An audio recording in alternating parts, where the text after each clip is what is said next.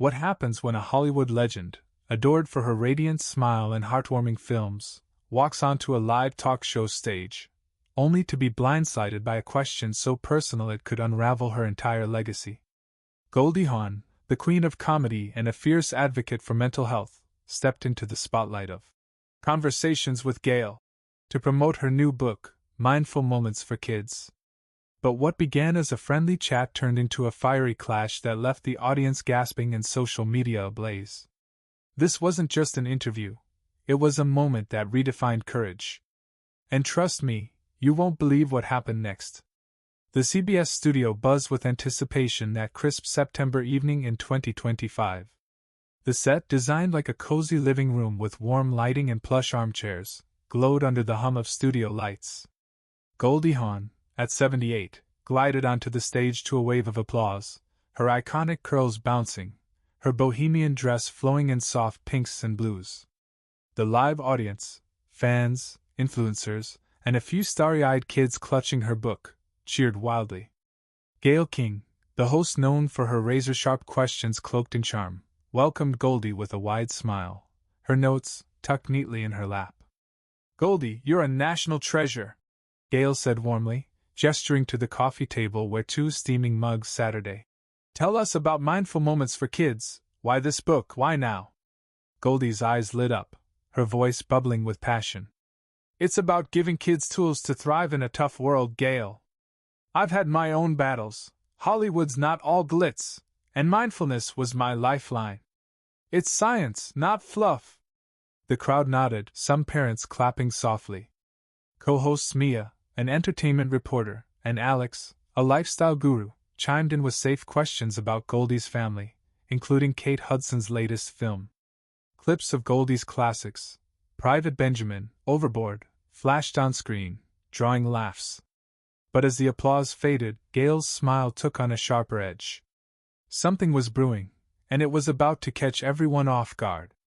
"Goldie, you've crafted this image as everyone's favorite free spirit," Gayle said, her tone still warm but with a sting that made the studio lights feel colder. "But let's get real. Your career's built on these light, escapist roles.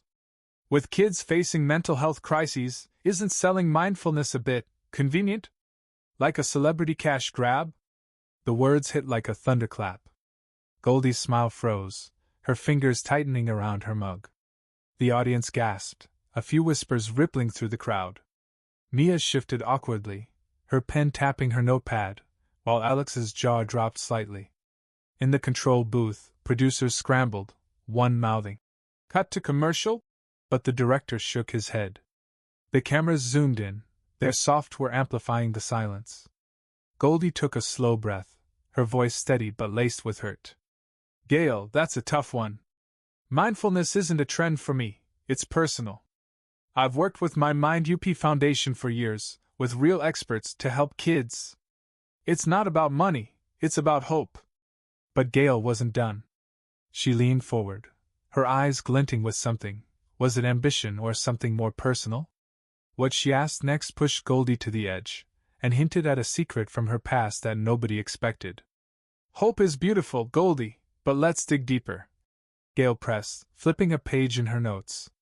"You talk about your struggles, but your public persona is all giggles and sunshine. Some say it's hypocritical, profiting off mental health while playing carefree characters. Don't you think icons like you should be louder activists, not just peddling books?" The studio fell deathly quiet, the air thick with tension. A woman in the front row clutched her phone, already recording. Goldie's cheeks flushed, her fingers tapping her knee, a subtle sign of the storm inside. Mia tried to jump in, her voice shaky. "Goldie's foundation has changed lives. Can we talk about that?" But Gayle waved her off, her gaze locked on Goldie. The audience was divided, some nodded with Gayle, others shook their heads, murmuring, "Too harsh." Goldie's eyes narrowed, a flicker of defiance breaking through her calm. "Gayle, I've faced darkness you can't imagine," she said, her voice trembling with raw honesty. "Times when I couldn't get out of bed, when Hollywood nearly broke me. I choose joy in my work because the world needs it."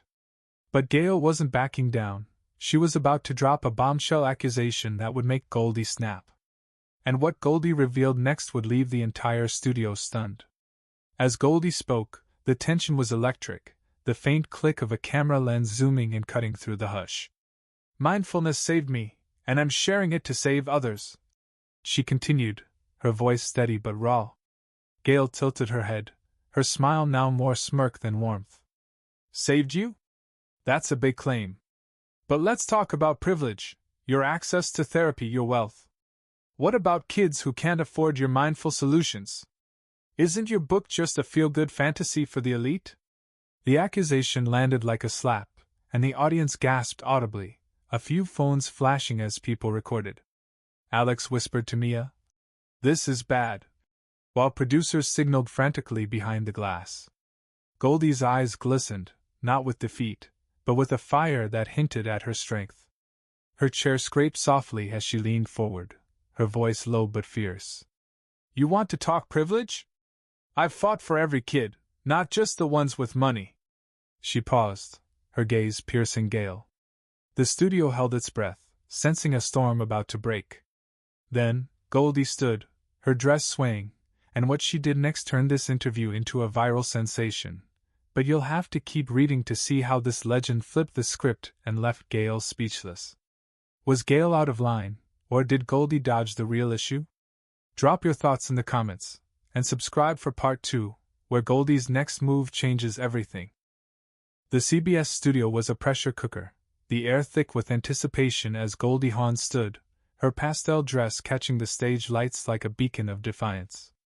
The audience, frozen in their seats, clutched phones and breath alike, waiting for her response to Gayle King's biting accusation that her mindfulness advocacy was a privileged fantasy for the elite. Gayle sat back, her smile tight, her eyes daring Goldie to counter. The hum of cameras and the faint clatter of a producer's clipboard in the booth only heightened the tension. Co-hosts Mia and Alex exchanged nervous glances, their attempts to defuse the situation drowned out by the weight of the moment. Goldie's voice, when it came, was low but unwavering, carrying a raw power that silenced the room. "You want to talk privilege, Gayle? Let's talk about using your platform to tear people down instead of lifting them up." The crowd gasped, a few cheers breaking through the silence. But what Goldie said next wasn't just a comeback. It was a revelation that would spark a firestorm online. You won't believe the secret she's about to share. Goldie's hands trembled slightly as she gestured toward the audience, her eyes sweeping over the faces watching her, some supportive, others skeptical. "I grew up with nothing, Gayle," she said, her voice cracking with vulnerability. "A small town, a family stretched thin, no silver spoon. When I talk about mindfulness, it's not from some ivory tower, it's from years of clawing my way through anxiety, depression, and a Hollywood that told me I wasn't enough." The studio was so quiet you could hear the faint buzz of the overhead lights. A mother in the second row wiped a tear, her daughter clutching her hand. Gayle shifted, her confidence wavering for a split second, but she recovered quickly, leaning forward with a new challenge. "That's a moving story, Goldie, but stories don't fix systemic issues. Your book costs $30. How does that help kids in underserved communities?" The jab was sharp, and Mia flinched, whispering to Alex, "She's not letting up." The audience murmured, some nodding in agreement with Gayle's point, others shaking their heads at her relentlessness. Goldie's jaw tightened, and for a moment, it seemed she might walk away. But then she did something no one expected, a move so bold it left the crew scrambling and Gayle speechless.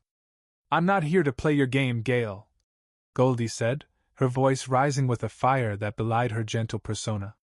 She reached into her bag, pulling out a stack of papers, and held them up for the cameras. "These are contracts. My foundation, Mind UP, has been funding free mindfulness programs in over 500 schools, mostly in communities you're talking about. I don't advertise it because it's not about me, it's about them." The audience erupted in applause, a wave of support that made Gayle's smile falter. Producers in the booth waved frantically, one shouting into a headset, "Zoom in on those papers." Mia clapped softly, her eyes wide, while Alex muttered, "That's incredible." But Gayle, ever the journalist, doubled down, her tone now tinged with defensiveness. "That's admirable, But why keep it quiet? Isn't that just another way to control your image? The question was a low blow, implying Goldie's altruism was just PR.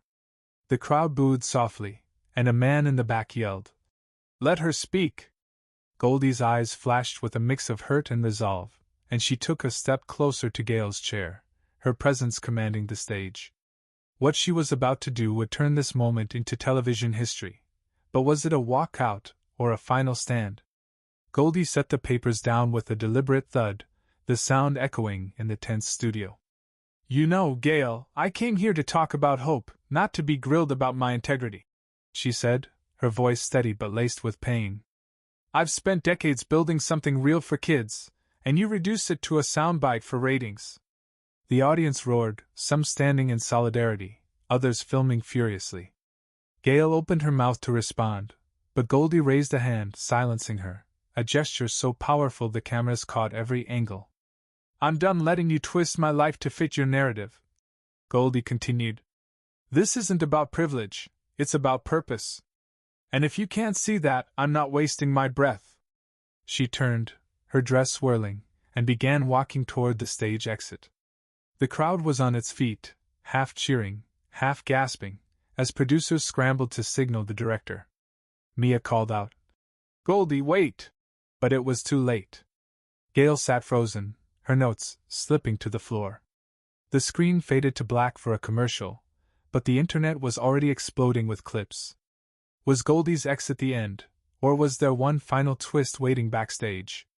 As the studio lights dimmed, the audience buzzed with heated whispers. Some called Goldie a hero, others questioned if she dodged Gayle's point.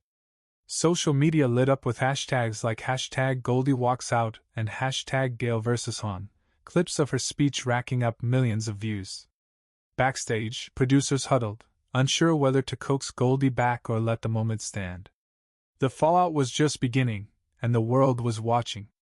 Did Goldie's stand prove her strength, or did Gayle expose a truth she couldn't face? You'll have to see what happens in the final part, because something unexpected is about to change everything. Drop your thoughts in the comments. Was Goldie right to walk out? Should Gayle have pushed so hard? Subscribe now for part 3, where the aftermath will leave you speechless. The CBS studio was a storm of emotions as Goldie Hawn's heels clicked toward the exit, her pastel dress a fleeting blur under the harsh stage lights.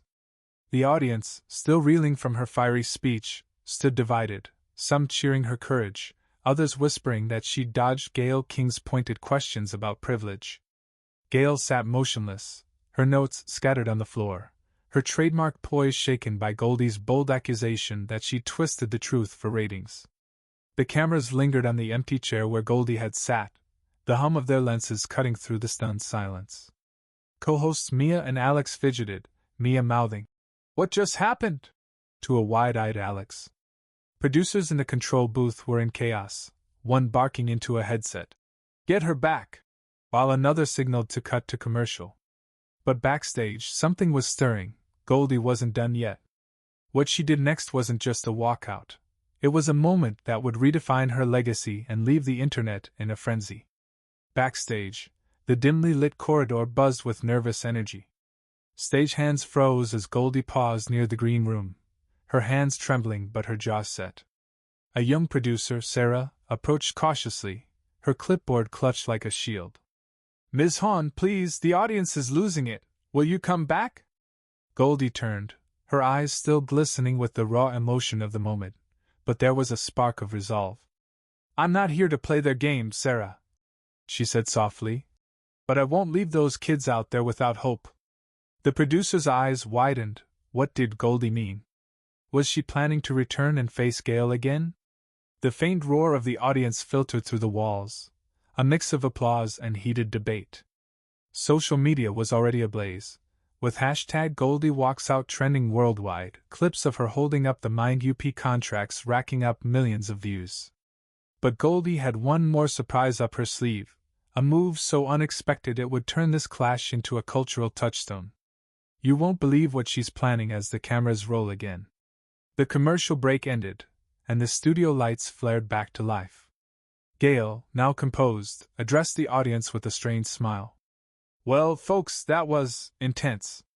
Let's talk about. She stopped mid-sentence as the stage door swung open. Goldie Hawn walked back in, her stride deliberate, holding a single sheet of paper. The crowd erupted, some standing, others gasping, phones flashing like a sea of fireflies. Mia and Alex exchanged shocked glances, while Gayle's eyes narrowed, unsure whether to welcome or brace herself. "Goldie, you're back," Gayle said, her voice cautious. "Care to finish our conversation?" Goldie didn't sit. She stood center stage, facing the audience and cameras directly, her voice clear and commanding. "This isn't about me or you, Gayle. It's about the kids who feel invisible, who don't have a voice." She held up the paper, a letter from a student in one of her Mind UP programs. "This is from Maria, a 14-year-old in Chicago. She wrote, 'Your program taught me I'm enough, even when the world says I'm not. That's why I do this.'" The audience fell silent, a few sobs breaking through. But Gayle wasn't ready to concede. What she said next pushed the confrontation to its breaking point. "I hear you, Goldie, and that's touching," Gayle said, her tone softer but still probing. "But one letter doesn't change the fact that systemic issues, like access to mental health care, require more than stories. Why not use your platform for policy change?" The question was fair but laced with a challenge, and the audience leaned in, sensing the tension spiking again. Goldie's eyes locked on Gayle's, her voice steady but fierce. "You think I'm not fighting? I've lobbied for school funding, met with educators, and funded programs myself.